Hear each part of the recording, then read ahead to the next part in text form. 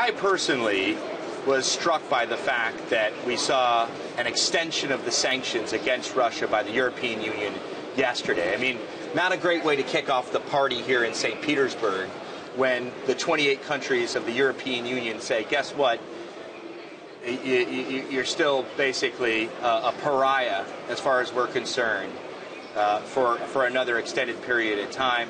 Russia then came back tit for tat and said, we're going to extend our ban on some food imports. Is this ever going to end? Listen, you're asking me. Yeah? You should ask your government. It is not, us who started all this deal.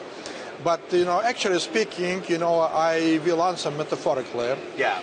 I suppose the political head of Europe and economical body of Europe, which consists of the real sector of economy and those people who would like to develop relations with Russian railways or Russian economical bodies, they are living differently, absolutely, and that is not normal. So you said you were shocked.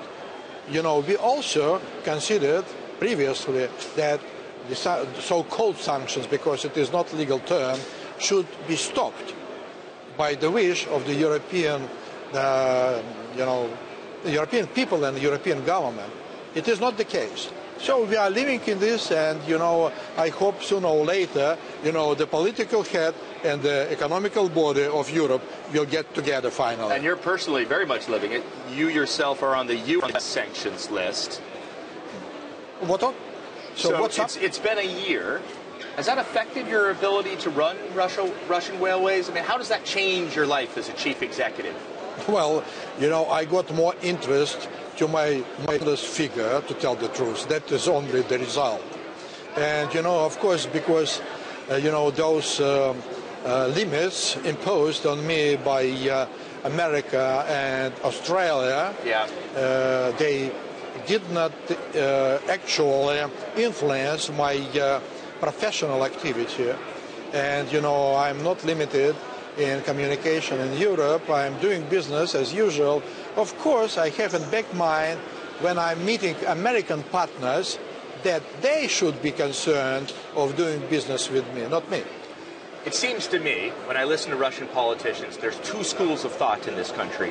One, that Russia needs to find some way to re-engage with the West, albeit on its own terms, but re-engagement is essential. And there's a second school of thought here in Russia that says, you know what, actually Russia can go it alone. The Soviet Union went it alone. Do you think that do you subscribe to that idea that, you know what, if we don't get it the way we want, then we'll just do it on our own. We don't actually need the West? Listen, I suppose, both estimations, they are not complete estimation, comprehensive estimation. Because firstly, my position is well known. I'm against fragmentation of the family of international people community. So any country should be the part of this international development. I am against the fact that, one country, somehow acquired by itself the role of the upper judge. Yeah. That is not correct. And secondly, of course, we need to, transform our economical model. We need to know where we are heading. This is correct for both international community or global community and for the local or Russian community, Russian economy. One of the big themes here in Russia is import substitution, producing things within the country. Does that mean that Russian Railways is going to import less as a response, obviously, to the sanctions and the pressure on Russia? Not only because of so-called sanctions, but that was our stable, comprehensive policy that we demanded when we were signing agreements with our foreign partners. We demanded localization of the products we are buying. So, for example, with Siemens, we have the plan to localize the production of so-called lastочка, for up to 80%. So that is actually is substitution of the import. Russian Railways was the country's biggest borrower on international markets outside of Russia. When are you going to return to international markets?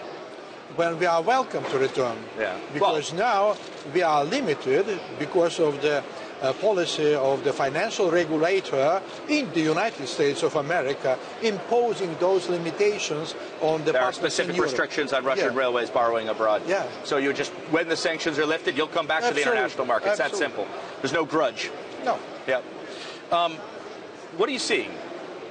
You're a real good barometer of the Russian economy in terms of the cargo you see on your trains. Just give me a quick 30-second snapshot of the picture right now of the Russian economy. We are following the trend of the economy as a total economy. And the trend is decline of 1.5% this month. So, the decline in cargo operation is exactly the same.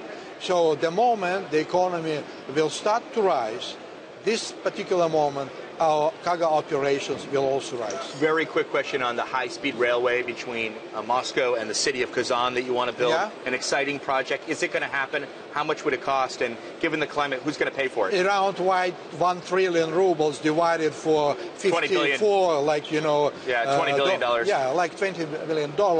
And I am positive it would be fulfilled. Yeah, and who's going to pay for that given the economic climate? Yes, and I invite you to be the first passenger of this train. I'll come on your train. Thank you very much, Vladimir Yakunin. Okay, appreciate your time.